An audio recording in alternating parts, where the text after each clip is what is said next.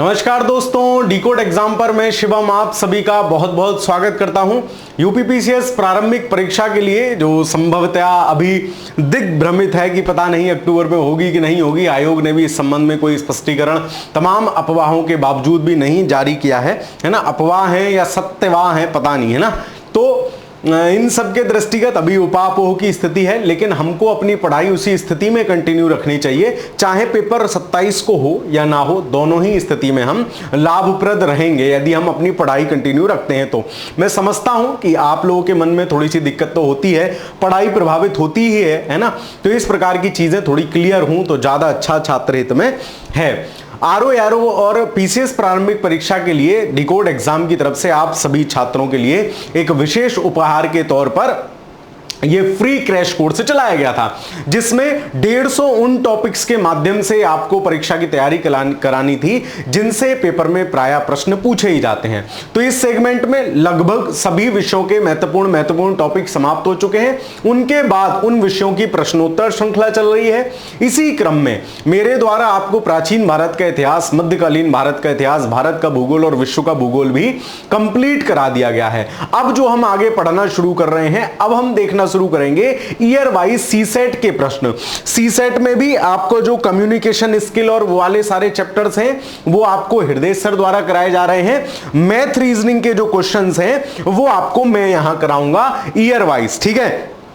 तो आज की क्लास में हम 2012 यूपीपीसीएस सीसेट से शुरू किया है, तो 2012 से हम प्रश्नों को देखना शुरू करेंगे और 12 से लेकर 23 तक के प्रश्न हम इस श्रृंखला में देखेंगे। तो ये आपको डेली क्लास मिलती रहेगी, उसी प्लेलिस्ट वाले सेक्शन में ऐड होगी जाके जो प्लेलिस्ट आपकी बनी हुई है क्रैश कोर्स के लिए, ठीक है। तो उसी अनुरूप इसको देखते चलें, अपने मित्र मंडली, सखा सहेलियों के साथ भी साझा करते रहें ताकि अच्छी चीजों तक सबकी पहुंच हो, ठीक है। तो क्रैश कोर्स प्रोग्राम को यदि आपने फॉलो अभी तक नहीं किया है तो हर वीडियो के डिस्क्रिप्शन में आपको एक पीडीएफ का लिंक मिल जाएगा गूगल डॉक्स का, जिसमें डे वाइज कैसे कैसे क्लासेस चली हैं, क्या क्या हुआ है, उस तरीके से आपको चीजें मिल जाएंगी। सबसे अच्छा तरीका यह होना चाहिए कि आप सुबह से शाम तक उन टॉपिक्स को पढ़िए, शाम को आके क्लास कर लीजिए, तो महत्वपूर्ण जो चीजें हैं वो रिवाइज हो जाएंगी, ठीक है। ये बहुत अच्छा तरीका हो सकता है। तो ये यदि परीक्षा पोस्टपोन होती है तो ये आपके लिए दोबारा से सुनहरा अवसर है कि आप इसको रिवाइज कर लें, इस पूरी क्लासेस को, जो लोग कर रहे हैं, और जिन्होंने नहीं किया है वो देख लें, है ना। तो ये इस तरीके से। दूसरी महत्वपूर्ण बात यह कि आप डिकोड एग्जाम की तरफ से यदि कोई टेस्ट सीरीज लेना चाहते हैं तो एक बहुत बेहतरीन सी टेस्ट सीरीज जिसमें 7000 प्रश्न हैं, 4000 प्रश्न आपके मेंटरशिप प्रोग्राम वाले, है ना, जो 100 दिन में 40 प्रश्न डेली आपको मेंटरशिप प्रोग्राम में मिलते थे, उनका वीडियो सॉल्यूशन भी आपको मिलेगा, जो अपने आप में एक अनोखी चीज है। मतलब PDF test, PDF solution plus video solution. Video solution क्यों आवश्यक हो जाता है? क्योंकि उसमें आपको अध्यापक बताते हुए दिखेंगे कि भाई प्रश्नों को सॉल्व करना कैसे है ना। और सारे प्रश्न नए ट्रेंड के एग्जाम के हिसाब से बने हुए हैं, जो भी एग्जाम का नया ट्रेंड है। नया ट्रेंड मतलब सत्य सत्य वाले क्वेश्चन, मल्टीपल स्टेटमेंट वाले क्वेश्चन, और इस तरीके से। तो बहुत अच्छा, बहुत जो है एक समग्रता लिए हुए वो टेस्ट सीरीज है। इस 4000 प्रश्नों के साथ 15 फुल लेंथ टेस्ट भी उसमें है। तो आपने अगर अब तक उसमें इनरोल नहीं किया है तो डिकोड एग्जाम के ऐप के माध्यम से जरूर इनरोल कर लें, और बहुत मिनिमम प्राइस पे वो टेस्ट सीरीज आपके लिए डिजाइन की गई है, तो जरूर उसको देखते चलें। चलिए, तो आज की क्लास की शुरुआत करते हैं प्रश्नों के माध्यम से। तो लगभग 40 प्रश्न आपको औसतन, लगभग 40 प्रश्न आपको जो औसतन है वो किससे देखने को मिलते हैं? 40 सवाल औसतन आपको सीसेट में मैथ रीजनिंग से देखने को मिलते हैं। चाहिए कितने? 33 हल करते आना चाहिए। कुछ हिंदी, कुछ इंग्लिश के भी उठा लें, तो आप अगर कम्युनिकेशन छोड़ दें, ये सब अगर आपको टफ लग रहा है ना, तो फिर आपका काम चल जाएगा। और मैथ रीजनिंग के सवाल ऑप्शन से कैसे करने आना चाहिए, जरूरी नहीं हर सवाल में फार्मूला ठूसे, ये सब हम सीखेंगे इन आपके 10-12 पेपर में सॉल्व कराऊंगा सीसेट के, विशेषकर मैथ रीजनिंग वाला पोर्शन। तो आप लोग इनको धैर्य पूर्वक देखिए, 1 घंटे में आराम से सॉल्व कर लेंगे, 1 से कम में ही हो जाएगा। चलिए, पहला प्रश्न कह रहा है कि केशव जानता है कि एक यूनिट टेस्ट में कपिल के प्राप्तांक 3 से अधिक लेकिन 8 से कम है। किसकी बात हो रही है? जो क्वेश्चन कह रहा है वो लिख लो। कपिल की बात हो रही है, कपिल के कितने हैं, 3 से ज्यादा हैं लेकिन 8 से कम हैं, मतलब या तो 4 होंगे, 5 होंगे, 6 होंगे या 7 होंगे, 3 से ज्यादा 8 से कम। मंगल को क्या पता है, मंगल जानता है कि कपिल के प्राप्तांक 6 से ज्यादा हैं लेकिन 10 से कम है, मतलब ये क्या जानता है, मंगल क्या कह रहा है कि 6 से ज्यादा है, मतलब 7 हो सकते हैं, 8 हो सकते हैं, 9 हो सकते हैं। यदि दोनों की जानकारी सही है तो कपिल के प्राप्तांक कौन सा होगा, देख लो भाई 7 दोनों में कॉमन आ रहा है, मतलब कपिल का प्राप्तांक कितना होगा, 7 होगा। तो देख लो प्राप्तांक 2 में से कोई भी एक है, नहीं, हमें क्लियर कट पता चल रहा है प्राप्तांक 3 में से कोई एक है, प्राप्तांक केवल एक ही है, तो प्राप्तांक एक ही है और वो कितना है। अगर हमसे ये भी पूछता कितना है तो हम बता देते कि कपिल के नंबर कितने हैं, 7 नंबर हैं। तो ये प्रश्न बहुत ज्यादा चिंता नहीं करनी, बहुत ज्यादा लोड नहीं लेना, जैसे प्रश्न कह रहा है वैसे सॉल्यूशन करते चलो, ठीक है। चलिए अगला सवाल देखते हैं। यदि दक्षिण पूर्व उत्तर हो जाता, सबसे पहले आपको डायरेक्शन समझ में आना चाहिए कि कौन कौन सी दिशा कौन कौन सी होती हैं। तो सबसे पहले आप ये देखिए, जैसे अगर मैंने ये इमेज बना दिया तो ऊ से ऊपर और ऊ से उत्तर डायरेक्शन होती है, ऊपर या नॉर्थ इसको अंग्रेजी में कहते हैं। नीचे होती है साउथ या दक्षिण, उत्तर के अपोजिट में होगी दक्षिण या साउथ। और आपके राइट हैंड साइड पे होता है पूर्व या ईस्ट, और ईस्ट के अपोजिट कौन सा होता है, वेस्ट या पश्चिम। सिंपल है। अब इनके बीच वाली जो डायरेक्शन है ये क्या हो गई, नॉर्थ ईस्ट हो गई, है ना, उत्तर पूर्व हो गई, ये क्या हो गई, साउथ ईस्ट हो गई, ये क्या हो गई, साउथ वेस्ट हो गई, और ये कौन सी डायरेक्शन हो गई, ये हो गई नॉर्थ वेस्ट, ठीक है। इस क्रम में दूसरी महत्वपूर्ण बात देखो, नॉर्थ से क्लॉक कैसे घूमती है, क्लॉक घड़ी जो घूम रही है वो ऐसे घूमती है, मतलब इस डायरेक्शन में क्लॉक घूमती है। हम एक चीज और महत्वपूर्ण देखते हैं, उत्तर से क्लॉकवाइज अगर मैं चलूं तो 90 डिग्री पे पूर्व आता है, पूर्व से अगर क्लॉकवाइज में चलूं तो 90 डिग्री पे साउथ आता है, साउथ से अगर मैं क्लॉकवाइज चलूं तो 90 डिग्री पे वेस्ट आता है, और वेस्ट से मैं क्लॉकवाइज चलूं तो 90 डिग्री पे नॉर्थ आता है। या मैं आपसे कहूं कि नॉर्थ से मैं एंटी क्लॉकवाइज 90 चलूं तो कितना आएगा, तो आएगा सर वेस्ट। सिंपल है।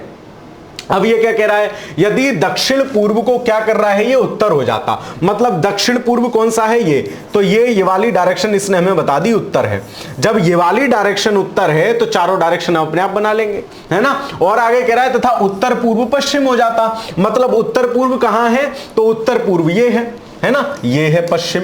अब देख लो क्या आपकी डायरेक्शन के हिसाब से भी सही है, सर अगर ये वाली ग्रीन वाली आप दिखा रहे हो ये चारों मेन दिशाएं होती तो क्या होता, ये जो ग्रीन वाली, ये जो मैंने हाइलाइटर से कर दी, ये चारों मेन दिशाएं होती, तो उत्तर से देखो एंटी क्लॉकवाइज में क्या हो गया, पश्चिम हो गया। और देखो यहां भी उत्तर से एंटी क्लॉकवाइज में पश्चिम है ना, बस परिवर्तित हो जाती। तो पश्चिम के लिए क्या दिशा होती, अब जो वास्तविक पश्चिम है, मतलब ये वाली डायरेक्शन क्या होती, देखो भाई क्या होगी ये वाली डायरेक्शन, सर ये तो हो गया उत्तर, है ना, ये हो गया उत्तर, ये हो गया पश्चिम। अब पश्चिम से एंटी क्लॉकवाइज कौन सी डायरेक्शन है, पश्चिम से एंटी क्लॉकवाइज 90 होता है आपका दक्षिण, तो ये वाली दिशा हो गई दक्षिण। फिर आ जाओ उसके बाद, और दक्षिण से एंटी क्लॉकवाइज कौन होता है, तो होता है पूरब, ठीक है। अब ऐसे भी देख लो उत्तर से क्लॉकवाइज है, अब वो हमसे कौन सी दिशा पूछ रहा है, तो पश्चिम क्या दिशा होगी, तो वास्तविक पश्चिम आपकी कौन सी दिशा है, सर वास्तविक पश्चिम ये वाली डायरेक्शन थी, वास्तविक पश्चिम ये वाली डायरेक्शन थी। यहां पे किस किस के बीच में फंस रही है, दक्षिण और पूर्व के बीच में फंस रही है, मतलब कौन सी हो जाएगी, दक्षिण पूर्व हो जाएगी। बिल्कुल सिंपल सवाल है, ऑप्शन नंबर सी, है ना, ऑप्शन नंबर सी आपके इस प्रश्न का सही उत्तर हो जाएगा। यही पूछा है, तो डायरेक्शन, 3 बात आपको समझ में आनी चाहिए, एक डायरेक्शन का ज्ञान होना चाहिए, दूसरा उत्तर से क्लॉकवाइज चलूंगा तो कौन सी डायरेक्शन आएगी, तो उत्तर से क्लॉकवाइज चलूंगा तो पहले पूरब आएगा, पूरब से और एंटी क्लॉकवाइज चलूंगा तो पश्चिम आएगा। जैसे जैसे प्रश्न कह रहा है वैसे वैसे बना दो, आपको आपका उत्तर मिल जाएगा, ऑप्शन नंबर सी। अगला सवाल देखते हैं। देखिए बहुत सिंपल है, लुप्त संख्या बताइए। सबसे पहले इन सवालों को करने का क्या तरीका होता है, सबसे पहले आप अंतर देखो, क्या दोनों में किसी अंतर से काम चल रहा है। देखो सीरीज अगर धीरे धीरे बढ़ रही है, कैसे धीरे धीरे बढ़ रही है, तो वहां प्लस वाला सिस्टम होगा। तेजी से बढ़ रही है, मतलब तेजी से बढ़ रही है तो फिर वहां गुणा वाला सिस्टम होगा। धीरे धीरे घट रही है तो माइनस होगा, तेजी से घट रही है तो डिवाइडेशन होगा। सिंपल कॉन्सेप्ट है। अब देखो ये सीरीज कैसे बढ़ रही है, 48 से 24 हुए, मतलब 1/2 हो गए, ठीक है, 2 से भाग हो गया, सिंपल दिख रहा है। 24 से 72 हुए, मतलब 3 से गुणा हो गई। फिर 72 से 36 हो गए, मतलब 2 से फिर भाग हो गया, और 36 से फिर 108 हो गए, मतलब 3 से गुणा हो गई। सिंपल पैटर्न हमें दिख गया कि 2 से डिवाइडेशन हो रहा है, इंटू 3 हो रहा है, डिवाइड बाई 2 इंटू 3, तो डिवाइड बाई 2 होगा, डिवाइड बाई 2 करोगे तो आंसर कितना आ जाएगा, 108 डिवाइड बाई 2 बराबर 54। बिल्कुल सिंपल है, ठीक है। चलिए अब देखिए, प्रश्न चिन्ह के स्थान पर कौन सी संख्या आएगी। तीन तीन संख्याओं का एक समुच्चय आपको दिया गया है। जैसे एक समुच्चय ये है, माफ कीजिए, एक समुच्चय कौन सा है, तीन तीन संख्याओं का आपको क्या दिया गया है, समुच्चय दिया गया है। एक समुच्चय ये है, दूसरा समुच्चय कौन सा है, ये है, तीसरा समुच्चय ये है। अब देखो एक चीज देखो, 235 और 400, मोटा मोटा देखो, अगर मैं इनको 4 और 2 6 जोड़ूं मतलब 600 हो जाएगा, और 35 और 13 जोड़ूं तो 48 हो जाएगा, तो 648 बिल्कुल सही मिल गया, ठीक है। फिर मैंने क्या किया, फिर मैंने कहा अच्छा 800 और 500 वाले को जोड़ूं तो 8 और 5 1300 होते हैं, और 12 और 9 होंगे 21, 1321, मतलब ये दोनों संख्याओं का टोटल लिखा हुआ है अंदर। ये आपको ऐसे सवाल कब आएंगे, जब आप प्रैक्टिस करेंगे। और मैं फिर क्या, सी सेट में आपको कुछ मत करो, 10-12 साल के सवालों को घोट के पी जाओ, 4-5 बार प्रैक्टिस कर लो, आपके सी सेट में मैथ रीजनिंग के सवाल गलत होंगे नहीं, ठीक है। तो इन दोनों को जोड़ के लिख दो, 100 और 300 400, 36-25 कितने हो गए, 60 और 61, 461 इसका आंसर हो जाएगा। ऑप्शन नंबर ए सही आंसर होगा, बात खत्म, ठीक है। तो इस तरीके से प्रश्न आसानी से सॉल्व होंगे। चलिए अब देखिए, ये वाले प्रश्न देखो, ये प्रश्न जरूर एक पेपर में आता है और आराम से हल होगा। देखो 5 मित्र हैं, ए बी सी डी और ई, ठीक है। अब क्या कह रहा है, ए बी की तुलना में भारी है। सिंपल बात, ए क्या है, बी की तुलना में भारी है, तो ए हमने ऊपर लिख दिया, बी नीचे लिख दिया। सिंपल, जो कह रहा है वो लिखो और कनेक्टिंग लाइन लिखेंगे। देखो फिर कह रहा है सी डी की तुलना में हल्का है। अब देखो सी डी हमारा यहां से कनेक्ट नहीं हो रहा, हमने अभी से छोड़ दिया। फिर कह रहा है बी डी की तुलना में हल्का है, बी जो है वो डी की तुलना में हल्का है, तो या तो डी यहां होगा या डी यहां होगा, कोई दिक्कत। बी डी की तुलना में हल्का है मतलब बी नीचे होगा, लेकिन ई से भारी है तो ई निश्चित रूप से बी के नीचे होगा, ये बात क्लियर है। बी डी की तुलना में हल्का है मतलब बी हमने नीचे रख दिया, डी हमने ऊपर रख दिया, 2 स्थानों पे कहीं भी हो सकता है, लेकिन ई से भारी है तो हो गया। अब क्या कह रहा है, सी डी की तुलना में हल्का है, मतलब सी क्या है, डी की तुलना में हल्का है, तो या तो सी डी ऐसे होगा, सी डी सी, ठीक है, डी सी होगा, ठीक है, या फिर क्या हो जाएगा, दोबारा एक बार देख लो, मुझे लग रहा है एक लाइन कुछ मिसिंग है। 5 मित्र ए बी जो है, ए बी की तुलना में भारी है, ए बी की तुलना में हमने भारी कर दिया, कोई दिक्कत नहीं है। सी की तुलना में हल्का है, सी डी की तुलना में हल्का है, सी डी अभी हमने छोड़ दिया। बी डी की तुलना में हल्का है, बी जो है डी की तुलना में हल्का है, तो डी यहां हो जाएगा या फिर डी यहां होगा, तब भी हल्का हो जाएगा। लेकिन ई से भारी है तो बी ई से भारी है तो ई हमारा नीचे आ जाएगा। निम्न में सर्वाधिक भारी कौन है, तो ये वाली पंक्ति जो है ये सी डी की तुलना में हल्का है, तो सी डी की तुलना में तो या तो ये ऐसे बनेगा डी सी ए बी और ई, या फिर ये ऐसे भी बनता है ए डी सी बी और ई, दोनों तरीकों से बन जाएगा। अब आपसे कह रहा है कि निम्न में से सर्वाधिक भारी कौन है, तो इस वाले प्रश्न के हिसाब से ये वाली कंडीशन फॉलो हो रही है, मतलब ए सबसे भारी हो जाएगा, ऑप्शन नंबर सी प्रश्न का सही उत्तर हो जाएगा। तो कुछ अब इसमें एक लाइन मिसिंग है, अगर यही कहीं ये लिख देता कि ये जो है इस वाली कंडीशन को अवॉइड करने के लिए कि यद्यपि डी सबसे भारी नहीं है, तो यही बात फिट हो जाती। तो ये थोड़ा सा अधूरा क्वेश्चन है, तो इसमें 2 स्थितियां बनेंगी, दोनों स्थितियों में हमने देख लिया आंसर, जिसके हिसाब से हमारा आ गया उस हिसाब से हमने लगा दिया। आगे चलते हैं। एक व्यक्ति अपने घर से 10 किलोमीटर दक्षिण चला दो, जैसे प्रश्न कहे वैसे चलाओ। 10 किलोमीटर दक्षिण चला, हमने 10 किलोमीटर दक्षिण चला दिया, ठीक है। फिर क्या कह रहा है, फिर वह दाहिने मुड़कर 6 किलोमीटर चला। दायां मुड़ेगा तो हमेशा ध्यान रखो, एग्जाम में ऐसे सन नहीं घुमाना है, हो दायां होता तो इधर इधर ऐसे नहीं घुमाना है। इसको मानो घड़ी की सुई, और घड़ी की सुई दाएं घूमेगी मतलब क्लॉकवाइज घूमेगी, बाएं घूमेगी मतलब एंटी क्लॉकवाइज घूमेगी। क्या कह रहा है, दाहिने मुड़कर 6 किलोमीटर चलता है, मतलब इधर, तो इधर मुड़ा और 6 किलोमीटर चला दिया। फिर क्या कह रहा है, पुनः दाहिने मुड़कर 10 किलोमीटर चलता है, दायां घड़ी ऐसे घूमेगी, मतलब हमने इसे फिर से 10 किलोमीटर चला दिया, ठीक है, दाहिने मुड़कर 10 किलोमीटर चलता है। अंततः वह दाहिने घूमता है और 5 किलोमीटर चलता है। भाई दाएं घूम गया फिर से, मतलब घड़ी की सुई होती तो ऐसे ही घूमती, 5 किलोमीटर चला दिया। वह अपने प्रस्थान बिंदु से कितनी दूर है, इतना, ये वाला गैप रह गया तो ये गैप कितना है, ये गैप रह गया ना, ये गैप कितना होगा, ये गैप होगा भाई ये 10, ये 10, ये 6, तो ये 6, 5 घटा दो, 1 किलोमीटर, 1 किलोमीटर दूर है वो अपने घर से, ऑप्शन नंबर सी। ठीक है, देखो डायरेक्शन वाला क्वेश्चन रहा, पेपर में जरूर आते हैं, आप प्रैक्टिस जितनी कर लोगे, अभी आप देखोगे मैं हर साल किसी सेट के प्रश्न कराऊंगा तो कितने ज्यादा बार इनको पूछा गया है। 50 लोगों के एक समूह में 35 लोग हिंदी बोलते हैं, ठीक है भाई, फिर क्या कह रहा है, 25 लोग हिंदी और अंग्रेजी दोनों बोलते हैं, कितनों का समूह है, 50 का, तथा सभी लोग हिंदी या अंग्रेजी दोनों में से कोई भाषा बोलते हैं, तो उन लोगों की संख्या बताइए जो केवल अंग्रेजी बोलते हैं।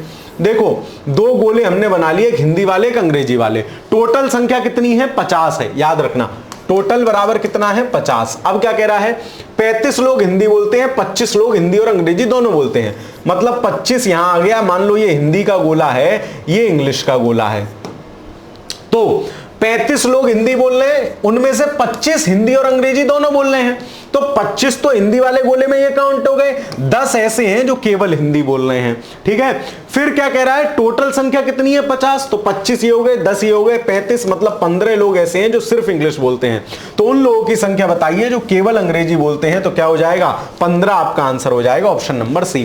तो ये गोला बना के सवाल कर लोगे ऐसे वाले तो आसानी से हल होंगे, आसानी से समझ में आ जाएगा, क्योंकि उसने कहा 25 लोग दोनों बोल रहे हैं, तो हमने 25 तो यहां रख दिया, अब बचे 25, तो 25 को इन दोनों में रखना है, लेकिन वो कह रहा है कि 35 लोग हिंदी बोलते हैं, तो 25 तो दोनों वाले में शामिल हो गए, 10 बचे, 10 ये आ गए, मतलब केवल हिंदी पूछे तो ये, केवल अंग्रेजी पूछे तो ये, अब यही पूछ ले कि दोनों में से एक भाषा बोलते हैं, तो 15, 10, 25 ये भी हो जाएगा, ऑप्शन नंबर सी आंसर हो जाएगा।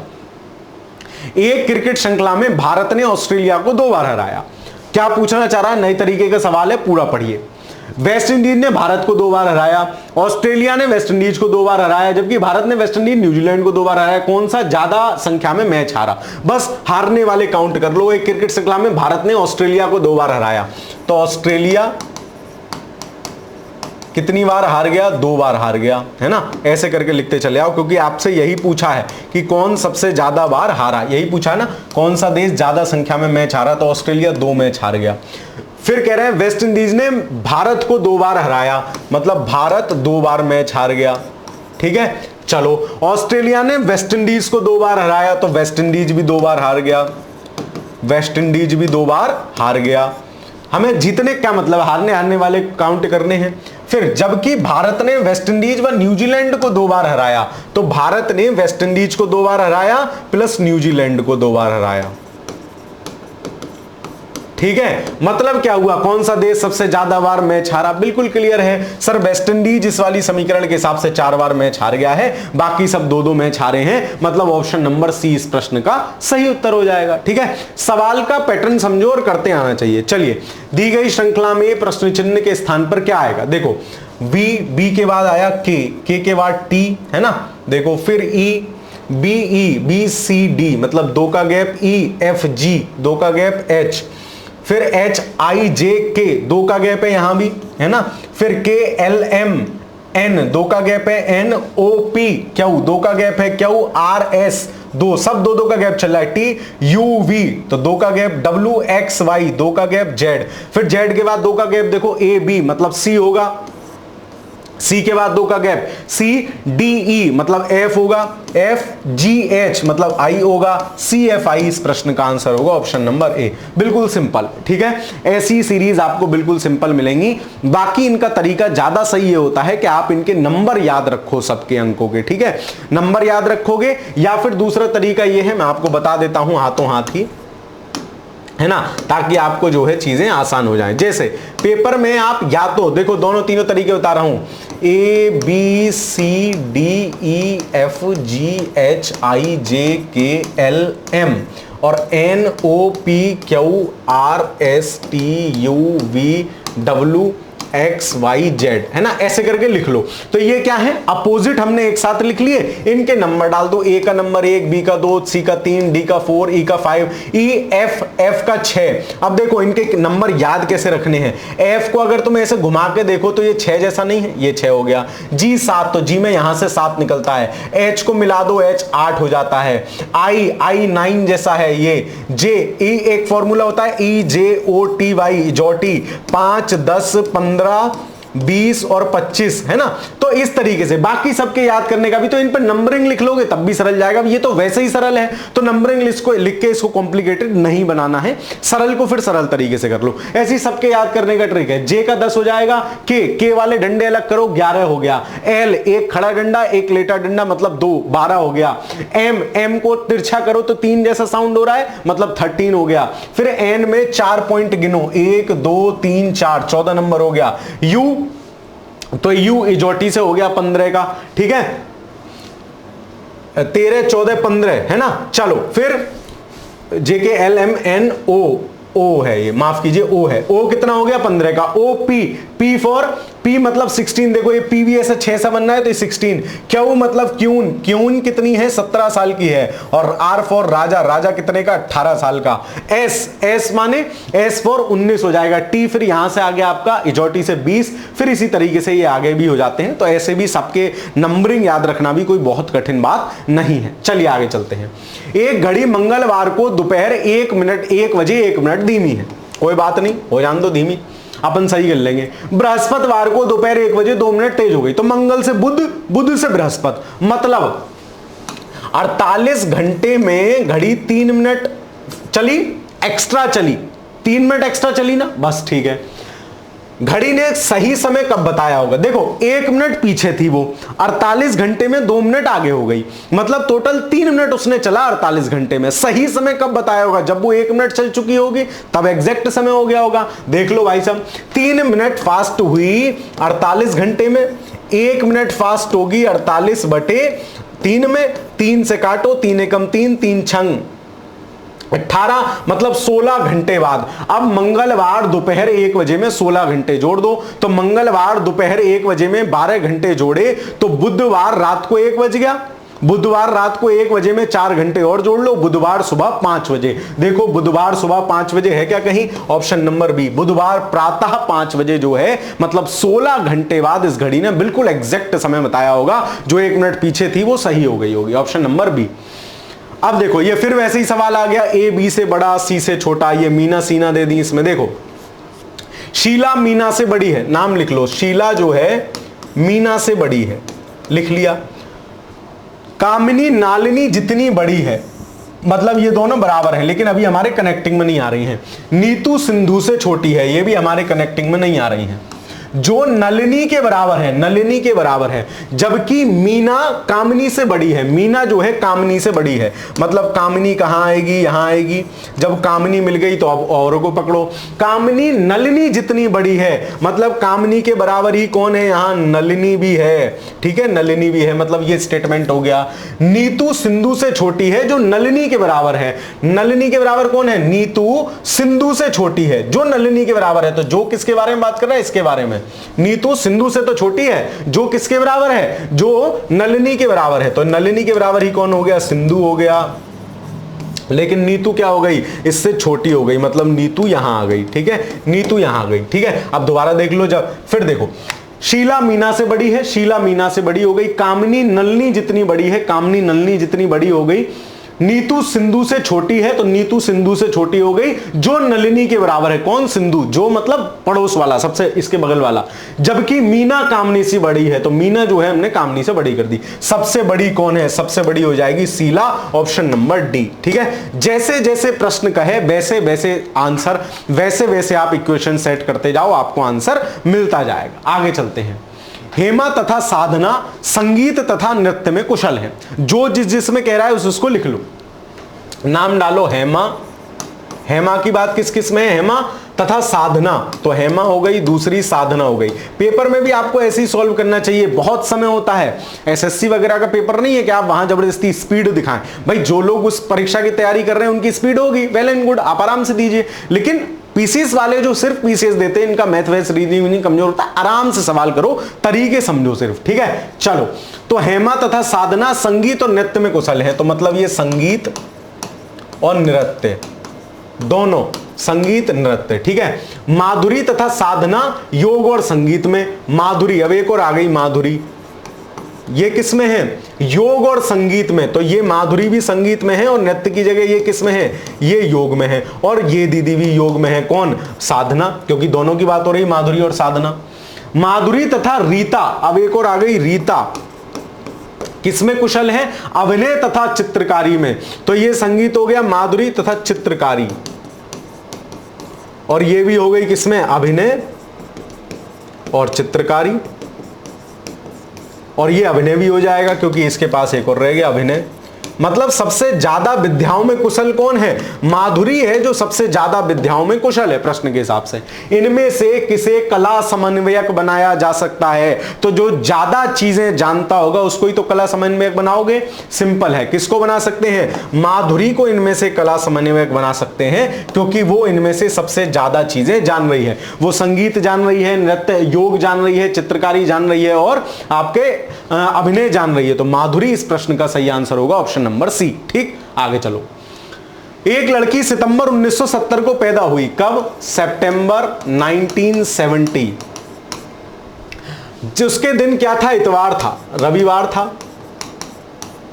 उसका जन्मदिन इतवार को फिर कब पड़ा होगा? अब देखो 70 में पैदा हुई है, मतलब सितंबर 71 है ना। सितंबर 71 में एक दिन आगे बढ़ जाएगा, मतलब रविवार की जगह क्या हो जाएगा? सोमवार हो जाएगा। फिर उसी तरीके से आगे बढ़ाते चले जाओ। 72 में क्या होगा? 72 लीप ईयर हो गया, तो सोम की जगह मंगल ना होके, क्योंकि लीप ईयर में 2 एक्स्ट्रा दिन होते हैं। अब कैलेंडर का पूरा बेसिक मैं यहां बताऊंगा तो समय लग जाएगा। मैं मान के चल रहा हूं कि आपको इतना बेसिक पता होगा कि लीप ईयर में 2 एक्स्ट्रा दिन होते हैं। तो यहां सोमवार की जगह मंगल होता सामान्यतः, लेकिन यहां क्या हो जाएगा? बुधवार। फिर आ जाओ 73 में क्या हो जाएगा? बृहस्पतिवार।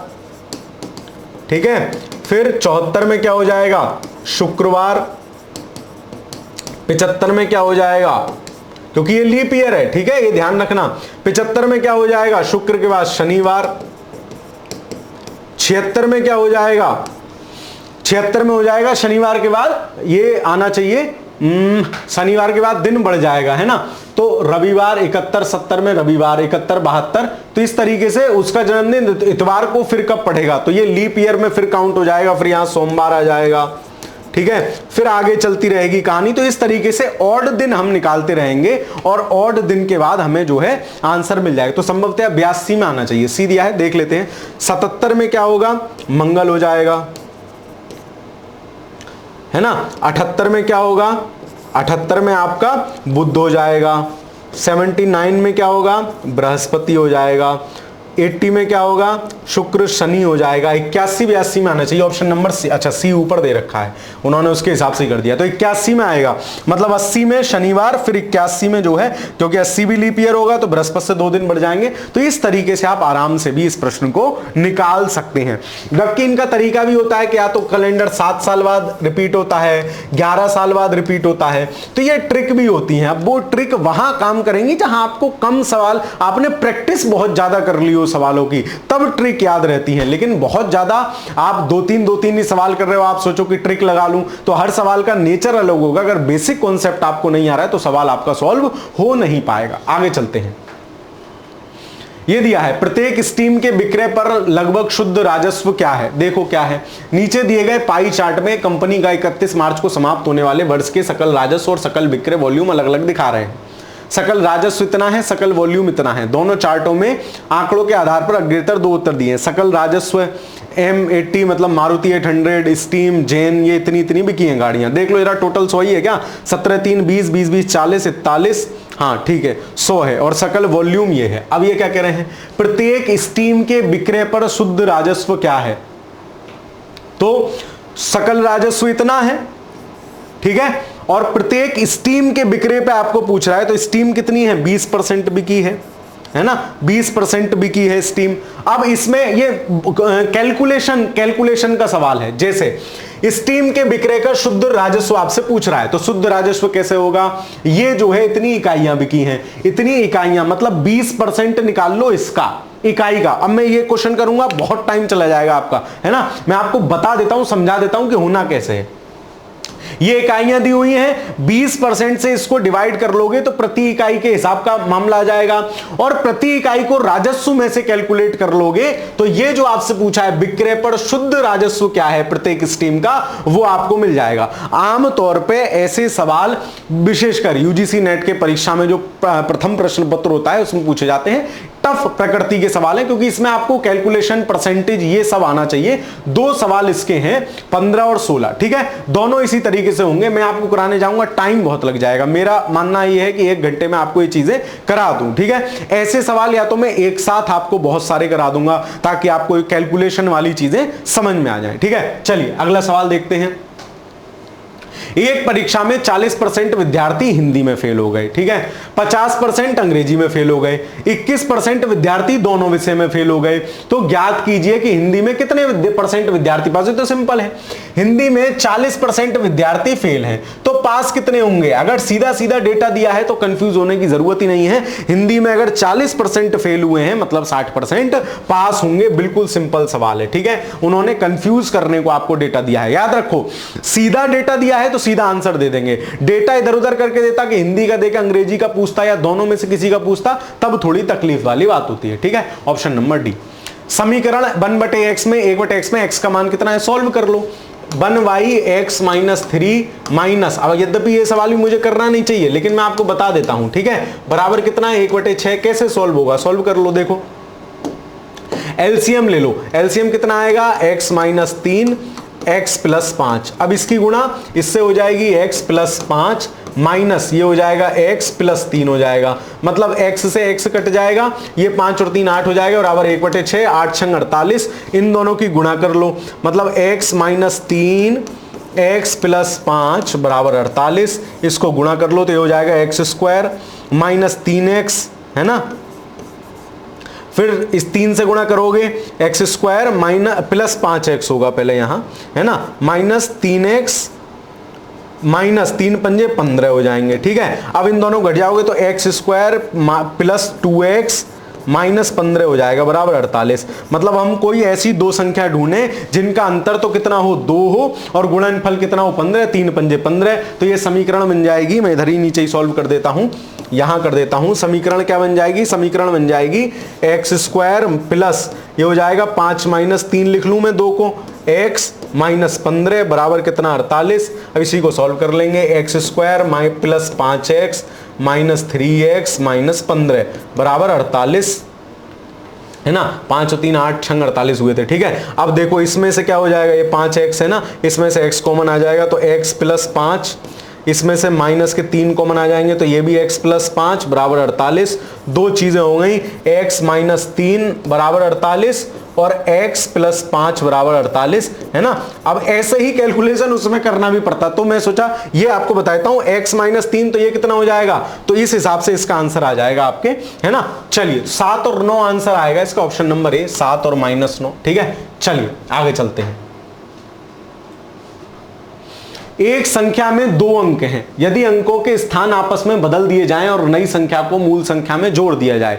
मान लो 2 अंक है, मान लो संख्या 21 मान लो, कुछ भी मान लो, जो तुम्हारा मन करे। 78 माननी है सर, 78 मान लो।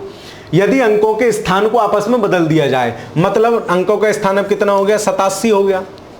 नई संख्या को मूल संख्या में जोड़ दिया जाए, एक और संख्या ले लो, 21 और 12, दोनों को जोड़ दो, 8 7 15 का 5 हासिल लगा, 1 8 7 15 और 1 16, इनको जोड़ो 3 और 3, ठीक है, 33 हो गया। तो परिणामी किससे विभाजित होगी, हमेशा 11 से विभाजित होती है। यदि अंक और उसका रिपल्शन मतलब उसका अपोजिट दोनों जोड़ दें तो हमेशा 11 से विभाजित होगी। देख लो ये भी 11 से हो, 11 कम 11, 5 बचेंगे, 11 पंजे 55, ये 11 3 33, तो 11 से पूरी तरह से डिवाइड होंगी इस प्रकार की संख्याएं, ठीक है। चलिए आगे चलते हैं।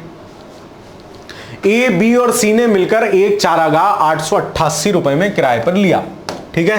ए, बी और सी तीनों मिलकर कितने में ले रहे हैं, 888 में, ठीक है। ए ने 20 भेड़ें 2.5 माह चरी हैं, 2.5 माह है ना। बी की 30 भेड़ें 4 माह चरी और सी की 36 भेड़ें 3.5 माह चरी, तो सी का हिस्सा कितना देना होगा। तो सिंपल है, इनको कैलकुलेट कर लो। ए ने कितना हिस्सा खाया, मतलब ए की भेड़ों ने कितना खाया होगा, 20 × 2.5 मतलब 50, ठीक है, 50। और बी ने कितना खाया होगा, 3 चौक 12 मतलब 120, बी ने कितना खाया होगा, 120 खाया होगा।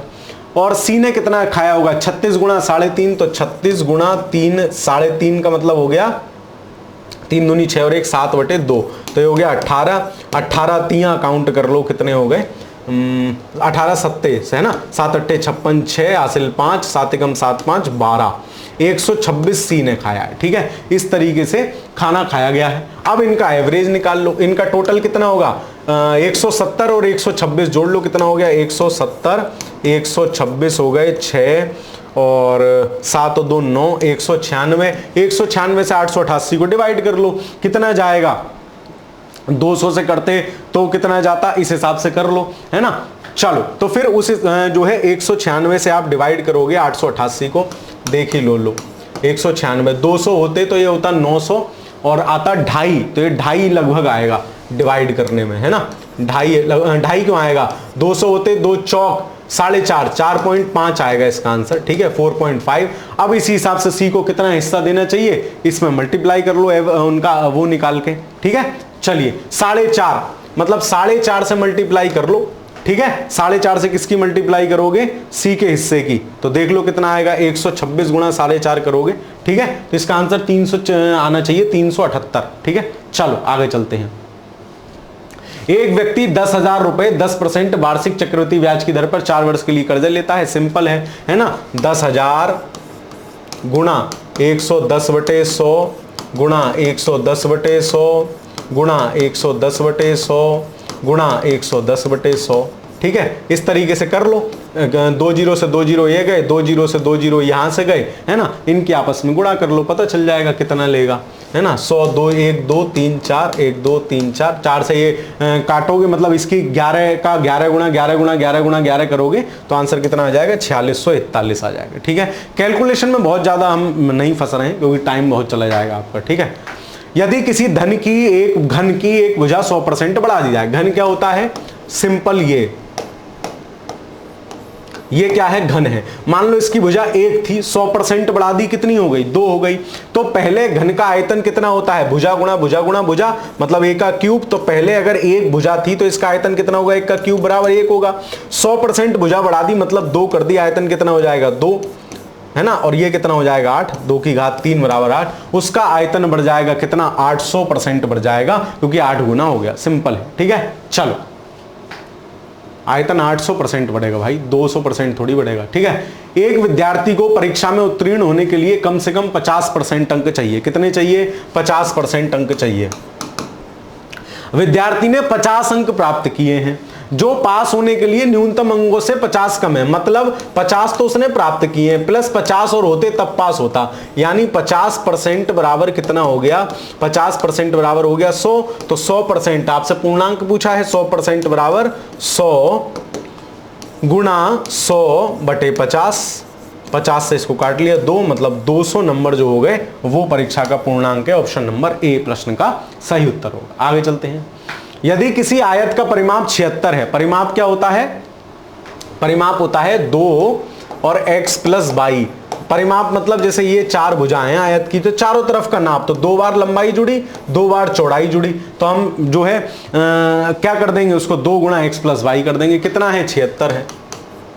दूसरा क्या दिया है, क्षेत्रफल लंबाई गुणा चौड़ाई, एक्स वाई बराबर कितना है, 360 है। तो उसकी छोटी भुजा की लंबाई कितनी होगी, देख लो, वैसे ही क्लियर हो जाएगा, है ना। इसको ऑप्शन से करो। ऑप्शन से कैसे करोगे, देखो अब ये कितना हो जाएगा, एक्स वाई बराबर, इसको मैं बटे 2 कर लूं तो 35 3 38 हो जाएगा। एक्स वाई बराबर 38। अब देखो दो संख्याएं में ऐसी लेनी है जिनका योग तो 38 हो और गुणा कितना हो, 360। तो देखो 12 अगर एक होगी तो दूसरी क्या होगी, 12 और 38 बनाने के लिए हमें 16 करनी होगी, तो इनका गुणनखंड 360 नहीं आएगा। एक 20 है, दूसरी 18 होगी, तो बात बन जाएगी 18 20 38 भी हो गए और इन दोनों का गुणा भी आ गया। लेकिन वो पूछा है छोटी भुजा, तो छोटी क्या हो गई, 18 हो गई। तो 18 क्या कहीं है, ऑप्शन नंबर सी। इसको सॉल्व करोगे घंटा भर लगेगा, ऑप्शन से आप आसानी से इसको हल कर सकते हो। आगे चलते हैं।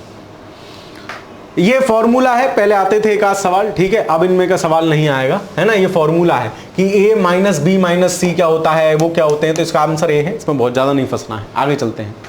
यदि प्रदत्तों का ग्राफीय प्रस्तुतिकरण इस प्रकार है जिसमें जुड़े हुए आयताकार हों, उनके आधार वर्गांतराल के बराबर तथा ऊंचाई वर्ग की बारंबारता के बराबर हो, तो आकृति क्या होती है। ऐसा किसमें होता है, दंड चित्र जो होता है। दंड चित्र क्या होता है, सॉरी माफ कीजिए, आयत चित्र जो होता है ना, आयत चित्र जो होता है यानी हिस्टोग्राम जो होता है, उसमें ऐसा होता है कि आयता, क्योंकि देखो आयत की बात हो रही, जुड़े हुए आयत हैं जिनका आधार वर्गांतराल है, ऊंचाई बराबर बारंबारता, तो ये एक जो है क्या कहते हैं उसको, डाटा प्रेजेंटेशन का एक तरीका है। तो हमें बहुत ज्यादा मान लो तुम्हें नहीं आता तो तुम यहां से पकड़ो, क्या कह रहा है कि जुड़े हुए आयताकार हो, तो वो किस में होगा, आयत में ही होगा, मतलब ऑप्शन नंबर बी इस प्रश्न का सही उत्तर हो जाएगा। दो संख्याओं x तथा y का लासा और मासा 105 और 3 है। यदि x प्लस वाई 36 हो तो 1/y क्या होगा। देखो ये भी वही है, क्या फार्मूला होता है, पहली संख्या मतलब पहली संख्या गुणा दूसरी संख्या बराबर पहली संख्या का लासा गुणा दूसरी संख्या, पहली संख्या का लासा और मतलब दोनों संख्याओं का लासा और मासा। तो x y बराबर कितना है, 105 गुणा 3 कर लोगे मतलब 315, और x प्लस वाई बराबर कितना है 36। अब देखो आपसे पूछा है एक x बटे और y का मान देखो, अब देखो क्या मान हो सकता है 315 और 36, मतलब एक कोई 5 होना चाहिए। तो मतलब अगर मैं करूं यहां से करना शुरू करूं, 15 तभी आएगा ना लास्ट में जब 5 से मल्टीप्लाई होगी, 5 और 31 तो 31 पंजे 3 पंजे 15, 5 पंजे 15, ये भी हो सकता है। फिर मैं गया 10 और फिर मैं जाऊंगा 15 के साथ, 15 और कितना बचेगा यहां से 21 बचेगा, तो मल्टीप्लिकेशन ज्यादा हो जाएगा, ठीक है, मल्टीप्लिकेशन ज्यादा हो जाएगा। तो मैं क्या करूंगा, क्योंकि 21 दाई 210 और 21 पंजे 105, तब भी ठीक है वैसे, है ना, इनसे भी इससे भी ठीक है। अब वो कह रहा है 1/x और 1/y का मान क्या होगा, देख लो 1/x और 1/y का मान क्या होगा। देखो अगर मैं मान लो इनसे करूं तो और इनसे करूं तो दोनों से आंसर आ जाएगा, ठीक है, x और y ये हो गए दोनों, क्योंकि 31 पंजे भी कितना होगा 315 होगा और 15 21 इसका भी होगा। तो 1/x अगर 1/5 प्लस 1/31 करूं और दूसरे में समीकरण ले लूं 1/15, आप सिंपल समीकरण से भी कर सकते हो, प्लस 1/21, तो देखो इन दोनों का लासा क्या आएगा, लासा 315 मल्टीप्लाई ही आएगा, ऊपर कितना हो जाएगा 15 31 प्लस 5, ये कितना हो जाएगा 36/315, क्या कोई है, नहीं है, 36/315 कोई नहीं है। इनसे देखो तो इनसे भी 315, यहाँ कितना आ जाएगा 21 प्लस 15, यानी 36/315 ही आ रहा है, मतलब काटना पड़ेगा, 36/315 शायद कट जाएगा किसी से, दोनों संख्याओं से 36/315 ही आ रहा है। 9 से काटा 9 चौक 36 आ जाएगा, 9 तियां 27, 4 9 पंजे 45, 4/35 आंसर आएगा ऑप्शन नंबर डी, ठीक है। तो कैलकुलेशन आपके दिमाग में होनी चाहिए, फॉर्मूला आपको पता होना चाहिए, जैसे लासा मासा का फॉर्मूला होता है कि पहली संख्या गुणा दूसरी संख्या बराबर लासा गुणा मासा, इस तरीके से। आगे चलते हैं। 5 आदमियों का औसत अंशदान किसी फंड के लिए 35 रुपए है, तो 5 आदमियों का औसत हो गया, मतलब पांचों का कितना हो गया 35 पंजे 175, ठीक।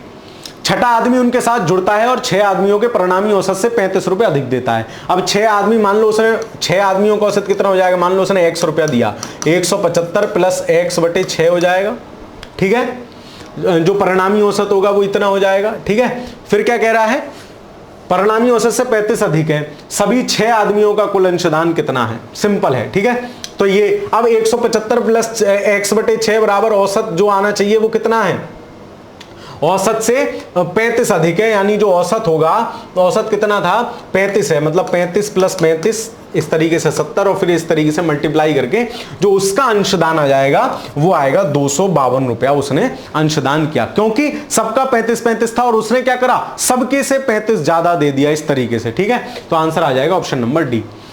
इसको सॉल्व कर लो, व्यंजक ये बराबर होगा 2 + √2, ठीक है, प्लस 1y 2 + √2 प्लस 1y 2 - √2। अब जब आपने क्या करा, ये हो गया 2 + √2, इनका एलसीएम ले लिया 2 + √2 और 2 - √2, ऊपर क्या हो गया 2 - √2 प्लस 2 + √2। अब यहाँ √2 से √2 कट गए, 2 और 2 4 हो गए, ये बीच में प्लस चल ही रहा है, और ये क्या हो गया a + b a - b, तो a², यानी ये हो जाएगा 2 + √2 प्लस ये हो गया 4 बटे a² + b², यानी a का स्क्वायर यानी 2 का स्क्वायर 4 प्लस √2 का स्क्वायर कितना हो जाएगा, a² - b², माफ कीजिए फॉर्मूला होता है, इसका स्क्वायर हो जाएगा 2, 4 में से 2 गए 2, मतलब ये कितना बचा, अब 4/2 यहां से बचेगा, 2 + √2 प्लस 4/2 यानी ये हो गया 2। अब 2 और 2 4, तो आंसर आ जाएगा 4 + √2 इसका आंसर आ जाएगा। ठीक है, 4 + √2 इसका आंसर आ जाएगा। देखो मेरी कैलकुलेशन हो सकता है आपको तेज लग रही हो कि सर आप बहुत तेज चल रहे हो, तो आप कमेंट में बता दीजिएगा, मैं अगली क्लास में आराम से कैलकुलेशन करा लूंगा, मुझे कोई समस्या नहीं है। लेकिन वो क्लास फिर थोड़ी सी लंबी हो जाएगी, एक की जगह 1.5 घंटे में आपका वो सीसेट वाला सॉल्यूशन होगा। आगे चलते हैं, श्रृंखला में मान ज्ञात कीजिए। देखो 2 से, अब देखो एकदम भाग रही है सीरीज, एकदम भाग रही है मतलब गुणा हो रही होगी, तो 2 × 3 हो गया, फिर 3 6 पंजे 30 हो गए, फिर इनमें 7 की मल्टीप्लाई हो गई, मतलब 2 का मल्टीप्लिकेशन हो रहा है, या फिर अभाज्य संख्या का भी मल्टीप्लिकेशन हो सकता है। 3 5 7, फिर कितनी होगी अभाज्य, 11 होगी। तो या तो 9 × 9 करके देख लो आंसर आ जाएगा, या × 11 करके देख लो। 210 को पहले 11 से कर लेते हैं, जी जाएगा 11 0 0, 11 एकम 11 का 1 हासिल लगा 1, और 11 दूनी 22 और 1 23, 2310 क्या है लो मिल गया आंसर। 9 से भी गुणा कर लोगे तो 2310 से कोई छोटा है ही नहीं। फिर इसको और तुम्हें जस्टिफाई करना है तो 11 के बाद अगली अभाज्य कितनी होगी, 13, 13 से इसकी गुणा करके देख लो, 13 0 0, 13 एकम 13 3 हासिल 1, 13 3 39 1 40 0 हासिल 4, 13 दूनी 26 4 30, या 330 कोई है, यही लो, हो गया, मिल गया आंसर। तो आप चेक भी कर सकते हो, क्रॉस चेक भी कर सकते हो कि जो है उसके बाद आंसर उस हिसाब से आ रहा है कि नहीं। अगला सवाल देखते हैं, 49 रुपए को 150 बच्चों में इस प्रकार बांटा जाता है कि प्रत्येक लड़की को, मतलब फीमेल को क्या मिल रहा है, 50 पैसे मिल रहे हैं, और बॉय को क्या मिल रहा है, या मैं कहूं मेल को क्या मिल रहा है, 25 पैसे मिल रहे हैं। ये तो नाइंसाफी है। ठीक है, बराबर बराबर देते तो लड़कों की संख्या कितनी है। अब देखो अगर लड़के 100 हों तो दीदी के 25 रुपए तो यहां खर्च होंगे, अगर लड़के 100 हों। देखो कंडीशन देखते चलो, अब लड़के 100 हैं तो 25 रुपए यहां खर्च हो गए, कितने बचे, 24 रुपए बचे, और लड़कियां कितनी होंगी, फिर 50 होंगी, क्योंकि 100 लड़के हो गए तो 50 लड़कियां बची, 50 लड़कियों को अठन्नी दे रहे हैं तो 25 रुपए ही चाहिए, मतलब 49 रुपए में काम नहीं चलेगा। फिर देखो लड़के अगर 104 हैं तो ये रुपए कितने खर्च होंगे, 26, ठीक है, 26 रुपए खर्च होंगे, बचे कितने, 23 रुपए बचे, और कन्याएं कितनी बची, 104, और बची इसमें से 46 लड़कियां बची और 23 रुपए बचे, तो वो भी डिवाइड हो जाएंगे 50 पैसे के हिसाब से। ऑप्शन से करोगे आसान जाएगा, ऑप्शन नंबर 20 प्रश्न का सही उत्तर हो जाए। आगे चलते हैं, एक चतुर्भुज ABCD के विकर्ण O, मतलब एक चतुर्भुज है, मान लो विकर्ण O है, ठीक है, O पर इस प्रकार प्रतिच्छेदित करते हैं कि AO, मतलब ABCD, क्या AO गुणा DO, अच्छा, बराबर ये गुणा ये किस में होता है, ये समलंब चतुर्भुज में होता है। ठीक है, ये फार्मूला है, ठीक है, ये फार्मूला है किसका, समलंब चतुर्भुज का। ठीक है, तो ऑप्शन नंबर डी इसका आंसर आ जाएगा। ऐसे सवाल देखो सामान्य रूप से आपसे ऐसे सवाल सॉल्व नहीं होंगे, तो इनको छोड़ देना है, चिंता नहीं करनी है। 40 सवाल आ रहे हैं, 40 में से 30 प्लस भी अगर आप मैथ रीजनिंग के कर लेते हो तो आपका आराम से सीसेट हो जाएगा क्वालिफाई, और 30 प्लस आप आराम से कर लोगे अगर आप PYQ सारे कर लेते हो। ठीक है, चलो, किसी कक्षा में 30 छात्रों का औसत अंक कितना है, 58.5। 30 छात्र हैं, औसत अंक कितना है, 58.5।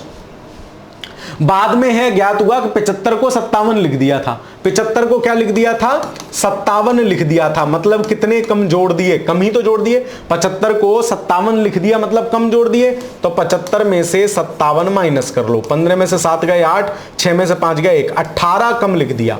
ठीक है, 18 कम लिख दिया। शुद्ध औसत ज्ञात कीजिए, 18 किस में बटेगा, 30 बराबर बराबर में बटेगा, मतलब 18 बटेगा कितने में, 30 में। तो देख लो कैसे कटेगा, 0 यहां हटाया, 1 पॉइंट ये लगा दिया, अब 3 0.3 छंग 18, तो 0.66 नंबर सबके बढ़ेंगे, मतलब 58.5 और 0.6 इसमें जोड़ लो, 59.1 जो होगा वो नया एवरेज होगा। ठीक है, या आप ऐसे भी कर सकते हो, 30 गुणा इतना, फिर इतना घट गया तो उसमें से इतना घटाओ, फिर उसे 30 से भाग करो। इससे अच्छा ये कि 18 का डिफरेंस हटा, और 18 कितनों के बढ़ेंगे, सबके 18 बढ़ेंगे, मतलब 30 बच्चों के 18 नंबर बढ़ेंगे, तो मतलब 18 30 में डिवाइड होगा तो 0.66 के रूप में डिवाइड होगा, आंसर आ जाएगा 59.1, ऑप्शन नंबर डी। आगे दिए गए साधारण असीमित आंकड़ों का बहुलक तथा माध्य इतना है, माध्यमान क्या होगा। ठीक है, तो माध्यमान पूछे या माध्यिका पूछे तो फार्मूला होता है 3 गुणा माध्यिका माइनस बहुलक बराबर 2 गुणा माध्य माइनस बहुलक, माध्य माइनस बहुलक, ये फार्मूला होता है ना, इसका फार्मूला भाई 3 माध्यिका बड़ी है तो इसके साथ 3 लग रहा है, 3 गुणा माध्यिका माइनस बहुलक बराबर 2 गुणा माध्य माइनस बहुलक। अब देख लो, लगा लो मान, 3 गुणा माध्यिका में निकालनी है, m लिख लेता हूं, माइनस बहुलक कितना है 18 बराबर 2 गुणा माध्य कितना है 24 माइनस 18, ये कितना हो गया 24 में से 18 गए 6 दूनी 12, 3m माइनस 54 बराबर 12, 54 इधर जाके प्लस हो जाएगा बराबर 54 और 12 कितना हो गया 66, m बराबर कितना हो जाएगा 22, माध्यिका या माध्यमान कितना आ जाएगा 22। सिंपल है ये फॉर्मूला। अगर आपको बताए 3 ब्रैकेट में माध्यिका माइनस बहुलक बराबर 2 माध्य माइनस बहुलक, याद करने का तरीका सबसे बढ़िया है, माध्यिका बड़ी है तो उसके साथ 3 लग रहा है और इधर माध्य छोटा है तो उसके साथ 2 लग रहा है और माध्यिका माइनस बहुलक दोनों में से बहुलक घट रहा है। सिंपल है, ठीक है, ऑप्शन नंबर सी आंसर होगा। एक कारखाने में महिला एवं बाल श्रमिकों की औसत आयु 15 वर्ष है, सभी 16 बाल श्रमिकों की औसत आयु 8 वर्ष है। अब देखो, माना हमने श्रमिक कितने हैं, ये एक्स सही होगा सवाल, माना श्रमिक, वैसे बड़ा कठिन जाएगा, श्रमिक कितने हैं एक्स हैं, तो सबकी आयु कितनी हो जाएगी एक्स गुणा 15, क्योंकि औसत आयु 15 है भाई। 5 बालकों को 5-5 रुपए हैं तो कितने रुपए हो गए 5 गुणा 5 बराबर 25, ऐसे ही हमने कर लिया। सभी 16 बाल श्रमिकों की औसत आयु कितनी है 8 वर्ष, यानी 16 गुणा 8, ठीक। तथा महिला श्रमिकों की औसत आयु कितनी है 22 वर्ष, मतलब जो बची कितनी बची x माइनस, अब मैं इसको प्लस कर रहा हूं, x माइनस कितनी बची 16 बाल श्रमिक है ना 8 वर्ष है, तथा महिला 16 बाल श्रमिकों के, हाँ तो x माइनस 16 महिलाएं बची, x माइनस 16 गुणा इनकी आयु कितनी है 22 वर्ष है, ठीक है, इनकी आयु कितनी है 22 वर्ष है, बराबर किसके x गुणा 15 के। सॉल्व कर लो बस, x गुणा 15 के सॉल्व कर लो, टोटल आ जाएगा। देखो कैसे हुआ, देखो हमने टोटल सबकी आयु निकाल ली, औसत आयु है 15 वर्ष, तो x गुणा 15 आ गई।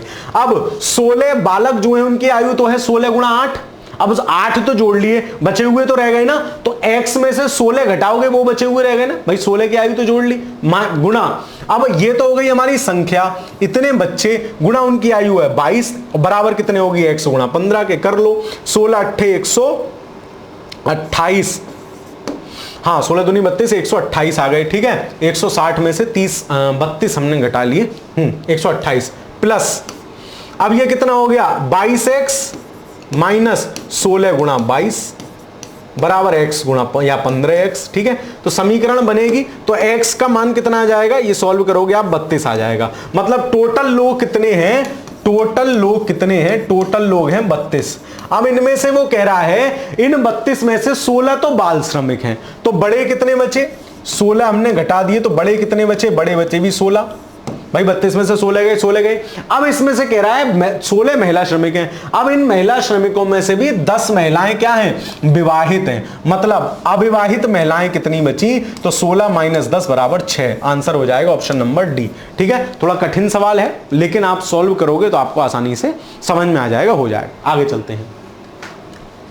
एक दैनिक वेतन भेगी मजदूर 150 रुपया प्रतिदिन लेता है, यह प्रतिबंध है कि जिस दिन वह अनुपस्थित होगा उस दिन उसको 25 रुपए के हिसाब से अर्थदंड देना होगा। 60 दिन पश्चात उसे 7600 रुपए की धनराशि प्राप्त हुई, उसने जितने दिन काम किया वह कितने हैं। अब देखो 54 दिन अगर वो काम करेगा, मान लो 50 दिन अगर उसने काम किया, 50 दिन काम किया 150 रुपए उसको मिले, और 10 दिन मैं मान ले रहा हूं छुट्टी करी उसने, तो 15 पंजे 7500 रुपए उसको मिलने चाहिए थे, और छुट्टी के कितने कट जाने चाहिए थे 250, मतलब उसे कितने पैसे मिलने चाहिए थे, इसमें से माइनस हो जाएगा 7250 रुपए मिलने चाहिए थे। ऑप्शन से कर रहा हूं, लेकिन वो हमसे कह रहे हैं इसे 7600 रुपए दे रहे हैं हम। देखो अब अगर मैं 52 दिन काम करूं, 52 गुणा 150 करूं तो कितना हो जाएगा, 300 और जोड़ लो 7800 रुपए मिलेंगे, और छुट्टी कितनी हो जाएंगी 8, और 8 छुट्टी का कितना कटेगा गुणा 25 के हिसाब से 200 रुपए 8 छुट्टी का कट जाएगा, कितना पैसा मिलेगा 7600 रुपए मिलेगा। सिंपल 7600 रुपए वो कह रहे हैं उसको मिले 60 दिन पश्चात, तो देख लो 52 और 8 60, मतलब 52 दिन भाई ने काम किया, ऑप्शन नंबर बी। अब इसको प्रश्न के तरीके से सॉल्व करोगे तो बड़ा लंबा हो जाएगा, तो जो प्रश्न ऑप्शन से सॉल्व हो रहा हो उसको ऑप्शन से सॉल्व करना है, जो ऑप्शन से नहीं सॉल्व हो रहा हो उसको फिर दूसरा तरीका देखना है कि कैसे सॉल्व हो सकता है। चलो आगे चलते हैं। चलिए अगला सवाल देखते हैं। एक व्यक्ति ने 3600 रुपए के ऋण को 40 किस्तों में लिया। यह थोड़ा कठिन सवाल है। व्यवस्था इस प्रकार की कि किस्तें समांतर श्रेणी में चलने लगे, मतलब आज 10 रुपए दिए, कल 12 दिए, फिर 14 दिए, मतलब समांतर के साथ चलती रहे। लेकिन जब वह 30 किस्तें अदा कर चुका था तो उसकी मृत्यु हो गई। 30 किस्तों पर मृत्यु हो गई। मृत्यु के समय उसे 1/3 ऋण देना अवशेष था, मतलब 2/3 दे चुका था। ऋण वापसी की 8वीं किस्त क्या होगी? ठीक है, देखो ये सवाल वैसे कई बार पूछा गया, इसका आंसर 65 है ना। चलो जब ज्यादा बार पूछा जाता है तो आंसर याद हो। देख करेंगे कैसे, समांतर श्रेणी का फार्मूला लगाएंगे। SN बराबर N/2 2A plus N-1 into D। ये क्या है? इसमें SN बराबर होता है टोटल समांतर श्रेणी का योग। योग कितना होगा? 3600 रुपए जो उसने लिए हैं। तो 3600 बराबर N कितना है? 40 किस्तें दे रहा है, 40/2 2A प्लस N कितना है? 40 माइनस 1 39D में इसको लिख दूं, सीधा सीधा लिख दिया। अब देखो 40 2 ये कितना रह गया? 20, और इधर गुणा में तो इधर भाग चला जाएगा। 3600 को 20 से डिवाइड करोगे तो कितना हो जाएगा? 180। मतलब 2A प्लस 39D बराबर हमारा कितना आ गया? 180। समीकरण 1। दूसरा हमसे क्या कह रहा है कि जब वह 30 किस्तें अदा कर चुका था तो 1/3 देना अवशेष था, मतलब 2/3 दे चुका था। 30 किस्तों में 2/3 दे चुका था। 2/3 मतलब 3600 का 2/3 मतलब 2400 रुपए। तो दोबारा यही वो लगाओ। 2400 रुपए उसने दे दिए कितनी किस्तों में? N/2 यानी 30 किस्तों में उसने 2400 रुपए दे दिए। 2A प्लस N, यहां N का मान कितना होगा? 30 माइनस, मतलब ये हो जाएगा 29D। अब यहां से भी ये बचा 15 से आपने 140 को डिवाइड कर लिया 2400 को, तो 15 एकम 15 बचे 9, 15 छिक्का 90, 160 आ गया। यहां से आपका 2A प्लस 29D कितना आ गया? 2A प्लस 29D आ गया 160। ये समीकरण 2 हो गई। अब समीकरण 1 में से समीकरण 2 घटा दो, तो 2A में से तो इसको इसमें से घटाएंगे, 2A कट जाएगा, और 39 में से 29 घटाएंगे, 10D बचेगा। 10D बराबर कितना हो जाएगा? 20, यानी D बराबर कितना हो जाएगा? D बराबर 2 हो जाएगा। D बराबर 2 हो गया। अब D का मान हो गया 2, तो A का मान भी निकाल लोगे आसानी से। देखो D का मान जब 2 हो गया तो 29 दूनी कितना होगा? 30 दूनी 60, 58। मतलब इस वाली किसी में भी लगा लो, मैं इस वाली इक्वेशन में लगा रहा हूं। तो 2A बराबर कितना हो जाएगा? ये हो गया 58। D का मान 2 लगाते ही 160 माइनस 58 बराबर कितना बचा? 102। और A बराबर कितना हो जाएगा? A बराबर हो जाएगा 51। अब A क्या है? यहां A होता है प्रथम पद, मतलब उसने पहली किस्त कितनी देनी शुरू करी? पहली किस्त उसने देनी शुरू करी 51 रुपया, और 2 रुपया बढ़ा के वो 40 किस्तें दे देगा, और 3600 रुपए पूरे हो जाएंगे। अब 40वीं किस्त निकाल, मतलब 8वीं किस्त पूछी है। कोई सी भी किस्त निकालने के लिए फॉर्मूला क्या होता है? TN बराबर A plus N-1 into D।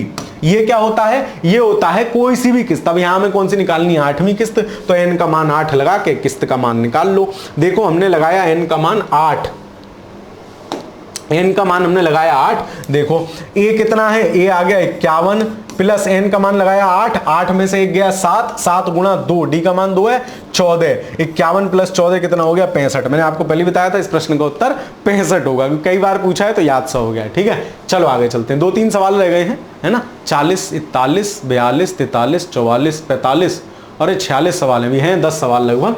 फटाफट करते हैं इनको भी। ठीक है, चलो अब आ जाओ अगले सवाल पे। एक निर्माता किसी मशीन को 20% लाभ के साथ थोक विक्रेता को बेचता है। थोक विक्रेता 10% लाभ के साथ खुदरा विक्रेता को बेचता है। खुदरा विक्रेता 15% लाभ के साथ इतने में बेच देता है। देखो अब इसमें देखो, अब इतने लाभ हो रहे हैं ना, तो सिंपल वाला ही आंसर होगा। चेक कर लो। देखो 300 के लाभ में उसने 20% लाभ से बेची, तो 300 की वाली कितने की बिकी होगी? 300 का 20% 60, 360 की बिकी होगी। 360 की खरीद के उसने 10% लाभ पे बेची, मतलब इसमें 36 और जोड़ लो, 396 की बिकी होगी। इसने 15% लाभ के साथ बेची है। मान लो ये 400 होता, तो 400 का 15% कितना होता? 40, 20, 60, मतलब लगभग 460 रुपए होते। और ये कितने हैं? 455, मतलब इसी के आसपास है, मतलब 300 रुपए में उसने जो है वो चीज खरीदी थी। बात खत्म। ठीक है, ऑप्शन नंबर ए। ऐसे सवाल ऑप्शन से करो। 3 बर्तन में पानी दूध का अनुपात इतना इतना है, तो तीनों बर्तन में मिश्रण मिला दिया जाए तो दूध का अनुपात क्या होगा? देखो तीनों बर्तन में पानी और दूध लिख लो। देखो पहले बर्तन में, दूसरे बर्तन में, तीसरे बर्तन में, ये हो गया पानी, ये हो गया दूध। देखो पहले बर्तन में पानी कितना है, पानी और दूध, मतलब पानी है 6, टोटल कितना है 13, यानी 6/13 पानी है। और दूध कितना है, दूध है 7/13। ऐसे ही अगले का कर लो, 5 और 9 14, यानी 5/14 पानी है। ऐसे ही तीसरे में कितना है 15, यानी 8/15 पानी है। और दूध कितना है, इसमें 9/14 दूध हो गया, इसमें 7/15 दूध हो गया। बस दूध दूध को जोड़ दो, पानी पानी को जोड़ दो, अनुपात आ जाएगा। ठीक है, तीनों को जोड़ दो, तीनों का अनुपात मिल जाएगा आपको। ठीक, चलो आगे चलते हैं। मतलब इनको जोड़ लेना, 13, 14, 15 का एलसीएम लेके जोड़ लेना, एलसीएम से एलसीएम कट जाएगा, ऊपर वाली जो संख्याएं होंगी वो आंसर आ जाएगी। ऑप्शन नंबर 20 प्रश्न का सही आंसर होगा। कैलकुलेशन है, कैलकुलेशन आराम से करते रहना। ठीक है, टाइम बहुत ले लेगा वरना यही सवाल।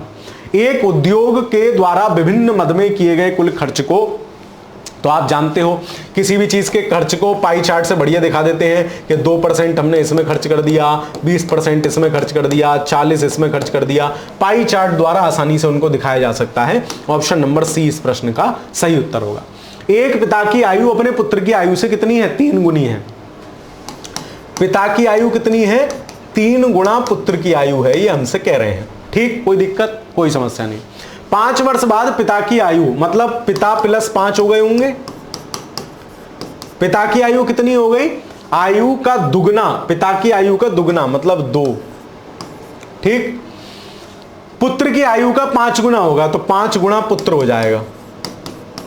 दूसरी समीकरण है, पिता और पुत्र की वर्तमान आयु क्या है, ऑप्शन से कर लो। अगर पिता 30 साल के हैं और 10, तो 5 साल बाद पिता कितने का होगा, 35 का, और पुत्र कितने का होगा, 15 का। बात बनी क्या, पिता की आयु का दुगना यानी 35 दूनी 70, पुत्र की आयु का 5 गुना हो रहा है क्या, नहीं हो रहा है। पिता 36 का 36 5 41 और 12 5 17, इसका दुगना मतलब 82, 17 का 5 गुना है क्या, नहीं है। 42 और 14 ये भी नहीं होगा, क्योंकि 42 5 हो जाएगा 47 और 14 5 हो जाएगा 19। अब इसका दुगना 47 दूनी 90 और 4 94, 19 का 5 गुना नहीं होगा। 45 और 15 तो ये हो जाएंगे 50 का, और लड़का हो जाएगा 5 साल बाद 20 का। अब देखो 20 का 5 गुना मतलब 100, और पिता की आयु का दुगना है, बिल्कुल ठीक है। मतलब ऑप्शन नंबर डी इस प्रश्न का सही उत्तर हो जाएगा। आगे चलते हैं। एक्स, वाई और जेड एक काम को 12, 15, 18 दिन में पूरा करते हैं। तीनों मिलके कितने दिन में खत्म कर लेंगे। देखो एक्स कर रहा है 12 दिन में, वाई कर रहा है 15 दिन में, जेड कर रहा है 18 दिन में। एलसीएम इनका कितना हो जाएगा, एलसीएम ले लो 180। अब मान लो टोटल काम इतना हो गया 180 है, ये 12 दिन में कर रहा है तो डिवाइड करोगे मतलब 18 काम रोज कर रहा है। ये 15 दिन में कर रहा है मतलब 15 ढाई 12 दिन में 12 काम रोज करेगा, तभी तो भाई 10 दिन में कितने हुए 120, 5 दिन में और हो गए, तो 5 दिन में और हो गए, इस तरीके से। ठीक है, फिर 18 है तो वो कितने दिन में करेगा, 10 दिन में कर ले, 10 काम रोज करेगा। तीनों मिलके कितना काम रोज करेंगे, x plus Y plus Z, तीनों की इफिशियंसी कितनी हो जाएगी, 18 12 हो जाएगी कितनी, 30 और 10 40, 40 काम रोज हो रहा है। 1 मिनट, 12 काम रोज, 12 इसकी इफिशियंसी है तो 12 120 6 18 हो जाएगा, 15 इफिशियंसी है तो ये हो जाएगा 18, 40 काम रोज हो जाएगा। ठीक है, तो इस हिसाब से आंसर क्या होगा, 37 काम होना चाहिए रोज, 37 आएगा। मैं कहीं कुछ मिस्टेक कर रहा हूं, है ना, 37 आएगा। ठीक है, तो इसका आंसर होगा ऑप्शन नंबर ए, एक बार देख लेना। ठीक है, ऑप्शन नंबर 1 इसका आंसर होगा। 4 सही, 32/37। टोटल काम 37 होगा, तभी 180 को डिवाइड करेंगे 37 से। 12 15 एक 15 आ रहा था, कोई 15 है ना, देख लेना एक बार। मैं कोई मिस्टेक कर रहा हूं, कभी कभी ऐसा होता है हम कोई मिस्टेक कर रहे होते हैं कैलकुलेशन में, उस समय पकड़ में नहीं आती है। ठीक है, चलो आगे चलते हैं।